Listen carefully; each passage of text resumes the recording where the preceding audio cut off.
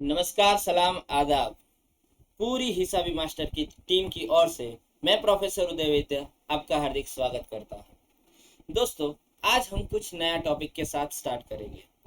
कुछ कॉलेज के बच्चे मिलकर जो उन्होंने फरमाइश की थी, मेरे प्यारे बच्चों ने, वही फरमाइश के साथ आज हम एक नया टॉपिक स्टार्ट करेंगे, जिसे हम स्टैंडर्ड कॉस्टिंग भी कह सकते हैं।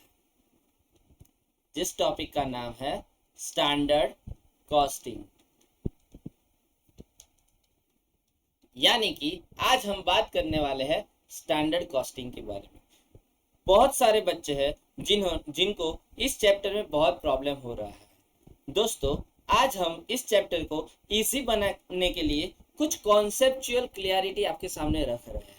जो सीए में इंटरमीडिएट लेवल है वहाँ पे, यानी सीए के साथ साथ सीएमए का इंटरमीडिएट लेवल है वहाँ पे, और कुछ हद तक सीएस में ये चैप्टर यानी कि कंपनी सेक्रेटरी के कोर्स में ये चैप्टर बहुत काम आ रहा है। वहाँ शायद सीए इंटरमीडिएट में मॉड्यूल 3 में ये चैप्टर बहुत ही हेल्पफुल रहता है। लेकिन कुछ बेसिक नहीं पता होने की वजह से इस चैप्टर में बच्चों को बहुत प्रॉब्लम हो रही है। आज इस चैप्टर का हम बेसिक के साथ पूरे वीडियो की एक सीरीज आपके सामने लाने जा रहे हैं, ताकि आपको इस चैप्टर में आगे जाके बहुत दिक्कत हो नहीं, यानी कि बहुत इजी वे से मक्खन की तरह आप पूरा जो प्रॉब्लम आपके सामने रखे वो सॉल्यूशन हो जाए। दोस्तों, स्टैंडर्ड कॉस्टिंग पढ़ने से पहले हमें सबसे पहले पता होना चाहिए इन दोनों वर्ड का मतलब, यानी कि स्टैंडर्ड यानी क्या और कॉस्टिंग यानी क्या। हम पहले इन दोनों वर्ड को सेपरेटली समझेंगे, उसके बाद उन दोनों को कंबाइन करेंगे। सबसे पहले हम समझते हैं स्टैंडर्ड। हम कभी भी बात बहुत सुने हैं हमने कि ये बोलते हैं कि ये हमारे स्टैंडर्ड का नहीं है। What do you mean by standard? ये हमारे लेवल का नहीं है। तो ये लेवल क्या है? सबसे पहला क्वेश्चन, ये लेवल क्या है, कैसे डिसाइड होगा? What do you mean by level? ये लेवल क्या है? एक एग्जांपल के साथ आगे बढ़ते हैं। आप सभी 12th की एग्जाम क्लियर करके आए। 12th में चाहे आप सीबीएसई में हो या स्टेट बोर्ड में हो, सीबीएसई में हो या स्टेट बोर्ड में हो, कोई भी बोर्ड में हो, एटलीस्ट 40 to 50% रिक्वायरमेंट है passing marks. 40% to 50% require for, sorry, 35 to 40, यानी मैं यहाँ एजम्पशन करता हूँ 35 to 40%। चलो मान लेते हैं 35 to 40% रिक्वायरमेंट है पासिंग के लिए। 35 to 40% passing mark require, passing marks require. अब हम लेवल के बारे में पढ़ते हैं।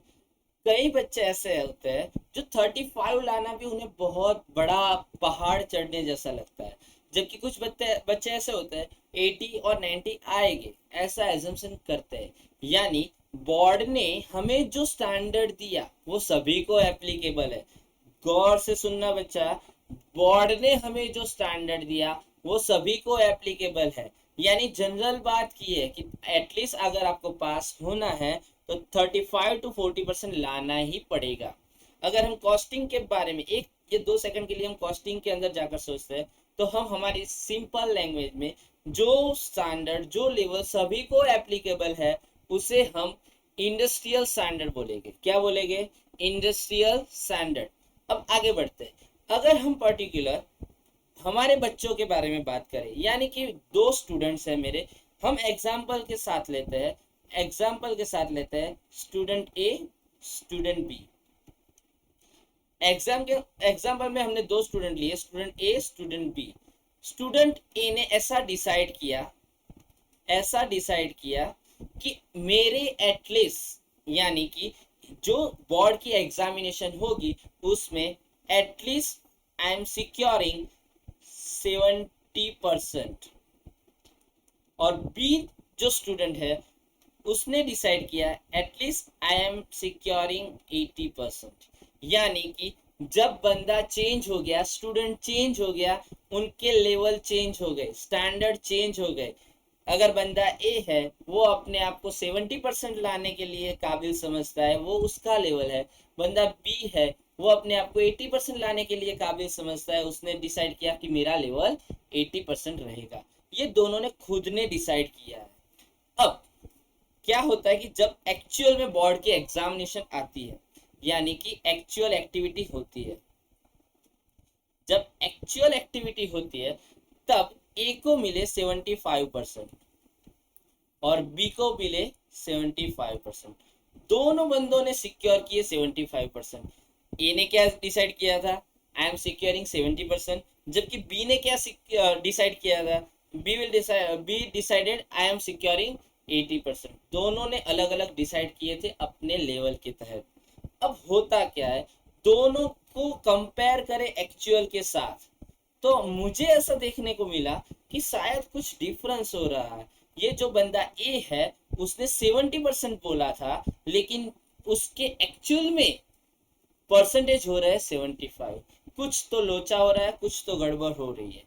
अब दोनों ने एनालिसिस किया। किसका एनालिसिस किया, कि हमने डिसाइड किया था, यानी कि ए ने डिसाइड किया था 70% और उसने सिक्योर किए 75%। इज इट पॉजिटिव और negative? Of course it's a positive, यानी कि इसने 5% प्रॉफिट यानी कि ज्यादा सिक्योर किया है। It's a favourable situation. ऐसा किसको नहीं पसंद आएगा, यानी ये एक ऐसी सिचुएशन है, फेवरेबल सिचुएशन है।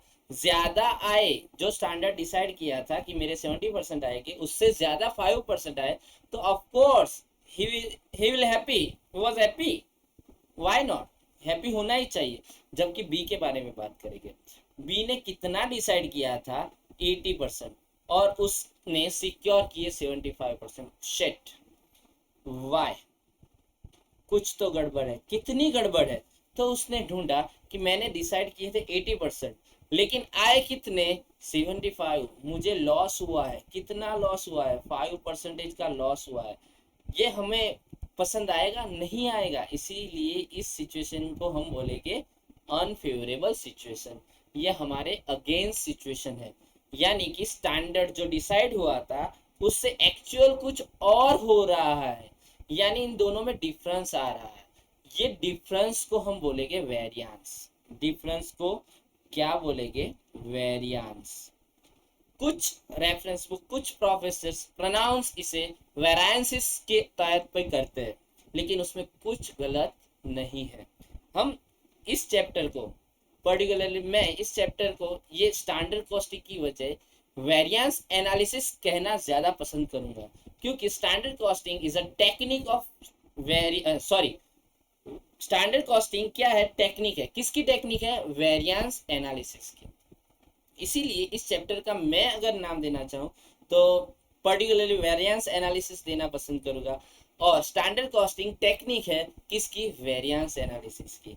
यहाँ पहला वर्ड है स्टैंडर्ड और दूसरा वर्ड है कॉस्टिंग। स्टैंडर्ड के बारे में तो हमने पढ़ लिया कि जहाँ पे कुछ लेवल हम डिसाइड करते हैं, डिसाइड किए हुए लेवल के साथ हमने एक्चुअल एक्टिविटी को कंपेयर करते हैं कि क्या होना चाहिए, क्या हो रहा है, उसका कंपैरिजन करते हैं। जिसमें से कुछ वेरिएंस आता है, वो फेवरेबल भी हो सकता है, अनफेवरेबल भी हो सकता है। बाद में फेवरेबल हुआ तो हमें चेक करना है कौन से ऐसे, यानी बंदा ए यहाँ 5% ज्यादा ला रहा है, तो हमें चेक करना है बंदे ए ने, यानी स्टूडेंट ए ने ऐसा क्या किया जिससे उसके 5% ज्यादा आ गए, यानी उसका प्रॉफिट हो रहा है, उसके फेवर में सिचुएशन आ रही है। ऐसे कौन सी एक्टिविटी उसने की जिसकी वजह से उसका रिजल्ट फेवर में जा रहा है। और ये भी स्टडी करेंगे स्टूडेंट बी ने ऐसी कौन सी गलतियां की, या तो कौन से फॉल्ट रखे अपनी प्रिपरेशन में, जिसकी वजह से उसके 5% लेस हो रहा है। हम दोनों का स्टडी करेंगे, यानी इस टेक्निक को, इस पोजीशन को हम वेरिएंस एनालिसिस, एनालिसिस करना है, लेकिन किसका एनालिसिस करना है, हमें वेरिएंस का एनालिसिस करना है। मैं दोस्तों, हम अब आगे मतलब समझेंगे costing. What do you mean by costing. Costing का मतलब हमने पहले भी समझ लिया है, बहुत अच्छी तरीके से आपके दिमाग में उतर गया है, लेकिन फिर से थोड़ा दिमाग में डालना ज़रूरी है। अब हम समझेंगे कॉस्टिंग के बारे में। कॉस्टिंग क्या है, कैसे होता है, वो सब आपको टेक्निक ऑलरेडी मालूम है, लेकिन सबसे पहले बेसिक पढ़ाने के लिए बोला है, यानी मैं पूरा बेसिक दिमाग में डालने वाला हूँ, तो बेसिक आपको पता होना चाहिए। तो कॉस्टिंग के बारे में बात करने से पहले, किसी भी कॉस्टिंग यानी कि हमारे पूरे सब्जेक्ट का मोटिव यही है कि हमारा प्रॉफिट इंक्रीज हो। क्या होना चाहिए? प्रॉफिट इंक्रीज होना चाहिए। अब प्रॉफिट इंक्रीज कैसे होगा? प्रॉफिट किस पे डिपेंडेड है? ऑब्वियसली प्रॉफिट दो एलिमेंट पे डिपेंडेड है। सबसे पहला एलिमेंट अगर मैं बोलूं तो सबसे पहला एलिमेंट होगा कॉस्ट, जबकि दूसरा एलिमेंट होगा सेल्स और इनकम। सेल्स और इनकम। अब हम पढ़ेंगे कॉस्ट के बारे में। अगर मानो के मुझे प्रॉफिट बढ़ाना है, तो इन दोनों को कंट्रोल में रखना पड़ेगा। अगर मैं प्रॉफिट को कंट्रोल करना चाहूंगा तो सिंपल रूल है, अगर मैं प्रॉफिट को कंट्रोल करना चाहूंगा तो इन दोनों को कंट्रोल करना पड़ेगा। अगर कॉस्ट ज्यादा हो गई, ऑटोमेटिकली प्रॉफिट डिक्रीज हो जाएगा। अगर सेल्स कम हो गया, ऑटोमेटिकली अगेन प्रॉफिट डिक्रीज हो जाएगा। Again I repeat my word, मुझे क्या करना है? प्रॉफिट को कंट्रोल करना है। मेरा पर्पस प्रॉफिट कंट्रोल करना है। प्रॉफिट कंट्रोल करने के लिए दो एलिमेंट मुझे काम लगेंगे। सबसे पहला एलिमेंट है कॉस्ट। सबसे पहला एलिमेंट कौन सा रहेगा दोस्तों? कॉस्ट। अगर कॉस्ट बढ़ गई तो क्या प्रॉफिट बढ़ेगा? Obviously not, profit automatically decrease हो जाएगा। अगर सेल्स कम हो गया तो भी प्रॉफिट कम हो जाएगा। यानी प्रॉफिट कौन से दो एलिमेंट पे डिपेंडेड है? प्रॉफिट दो एलिमेंट पे डिपेंडेड है। पहला एलिमेंट है कॉस्ट और दूसरा एलिमेंट है सेल्स और इनकम। हम कॉस्ट के बारे में डिस्कस करते हैं। कॉस्ट में कौन से एलिमेंट आते हैं दोस्तों? हमने पहले भी डिस्कस किया है, पहले भी ये पूरी चीज हमने पढ़ ली है। कॉस्ट में मेन एलिमेंट रहेगा मटेरियल। सबसे पहला एलिमेंट रहेगा मटेरियल। किसी भी चीज का, चाहे दुनिया में कोई भी चीज हो, चीज का अगर आपको प्रोडक्शन करना है without material, is it possible?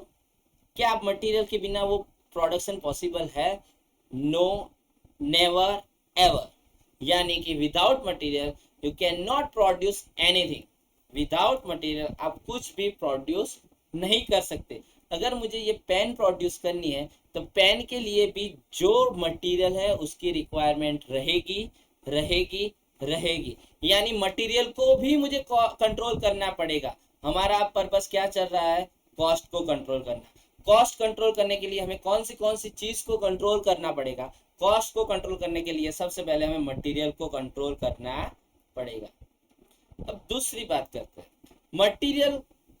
क्या अकेला मटेरियल रहेगा तो हमारी कॉस्ट कंट्रोल हो जाएगी? नो, मटेरियल के साथ साथ ऑब्वियस है हमें लेबर भी कंट्रोल करना पड़ेगा। मटेरियल हमारे पास बहुत है पर लेबर नहीं है, क्या प्रोडक्शन पॉसिबल है? कभी नहीं।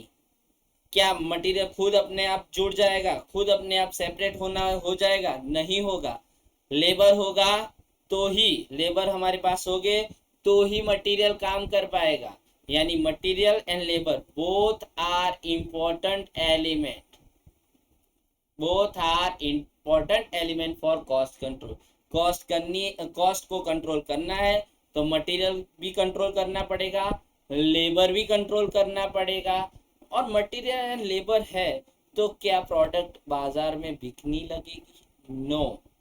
कुछ इनडायरेक्ट एक्सपेंस भी है, जैसे कि selling regarding expense, administrative expense. वो नहीं होगी तो भी प्रोडक्ट सेलेबल नहीं होगी। यानी कॉस्ट को कंट्रोल करने हैं तो मटेरियल तो कंट्रोल करना ही करना है, साथ में लेबर कंट्रोल करना ही करना है।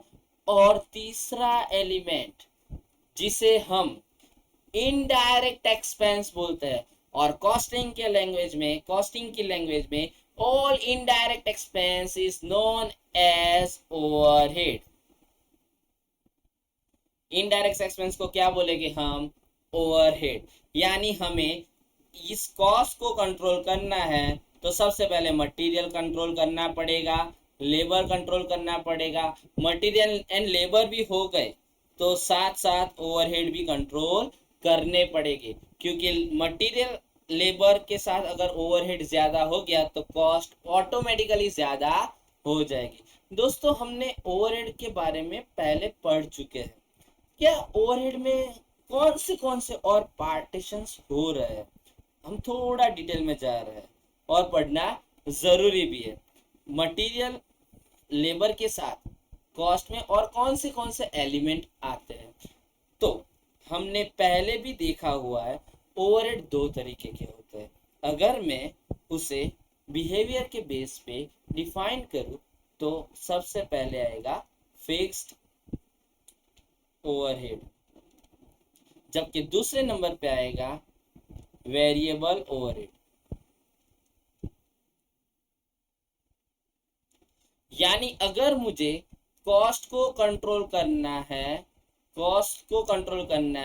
तो मटेरियल को भी कंट्रोल करना पड़ेगा, लेबर को भी कंट्रोल करना पड़ेगा, ओवरहेड को भी कंट्रोल करना पड़ेगा। ओवरहेड में अगर मैं ज्यादा डिटेल में जाऊं तो फिक्स ओवरहेड को भी कंट्रोल करना पड़ेगा और वेरिएबल ओवरहेड को भी कंट्रोल करना पड़ेगा। अब ये कंट्रोल करने के लिए क्या करना है? ये कंट्रोल करने के लिए सभी के लिए मुझे एक लेवल डिफाइन करना है। यानी कि जब भी मैं प्रोडक्शन प्रोसेस करूँ या तो साल के स्टार्टिंग में मैं उसके कुछ लेवल डिफाइन कर दूंगा। यानी मटेरियल मेरा कितना प्रोड्यूस होना चाहिए, मटेरियल का यूज कितना करना है, परचेस कितना करना है, कितने में करना है। जब भी मैं लेवल डिफाइन करूंगा तो उसे बोलेंगे स्टैंडर्ड डिफाइन। मैं स्टैंडर्ड डिफाइन करूंगा, यानी जितने एलिमेंट इस पूरे चैप्टर में हम पढ़ेंगे, कौन से एलिमेंट पढ़ेंगे बच्चों? हम पहले मटेरियल पढ़ेंगे, लेबर के बारे में पढ़ेंगे, ओवरहेड के बारे में पढ़ेंगे, ओवरहेड में भी फिक्स ओवरहेड के बारे में पढ़ेंगे और वेरिएबल ओवरहेड के बारे में पढ़ेंगे।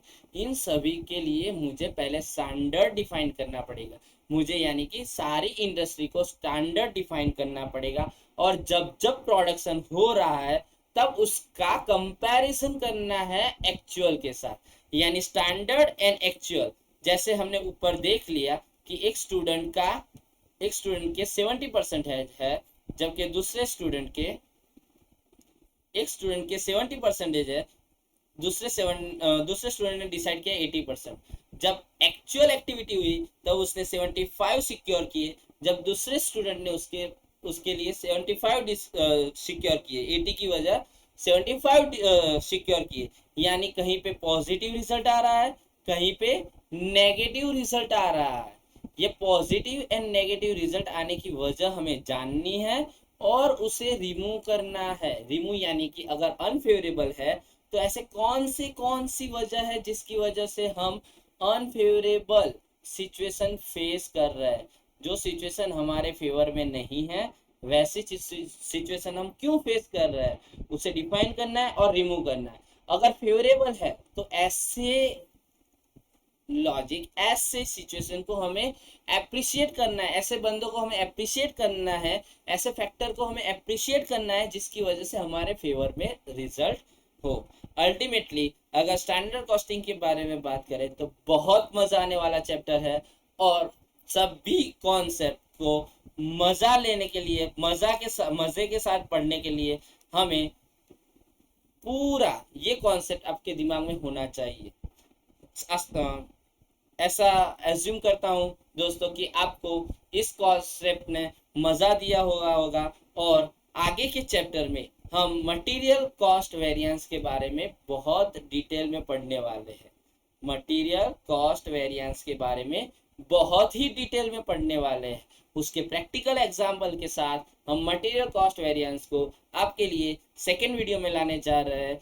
अगर आपको हमारी वीडियो पसंद आई हो तो लाइक एंड शेयर जरूर कीजिए, और ऐसे बच्चों को जरूर भेजिए जो सीए में पढ़ रहे हो या तो बीकॉम में, टीवाई में यानी कि थर्ड ईयर में अपनी एग्जाम देने वाले हो, क्योंकि बच्चों को बहुत परेशानी हो रही है। कुछ ऐसे एलिमेंट्स है जो उन्हें परेशान करते हैं, जैसे कि ऑनलाइन में कुछ पता नहीं चल रहा, या तो पूरे बेसिक क्लियर नहीं हो रहे, क्या करे कुछ पता नहीं चल रहा। ऐसे बच्चों के लिए उनको हेल्प करने के लिए हम इतनी रिक्वेस्ट करते हैं, आप हमारी वीडियो उनको भेजें। अगर आपको कुछ प्रॉब्लम है, कुछ सॉल्यूशन है, कुछ प्रॉब्लम है, तो एक रिक्वेस्ट है, आप हमारी इन इंस्टाग्राम चैनल पे हिसाबी मास्टर पे जाकर वहाँ क्वेश्चन पूछ सकते हैं। हमारी टीम आपको डेफिनेटली वहाँ सॉल्यूशन देगी।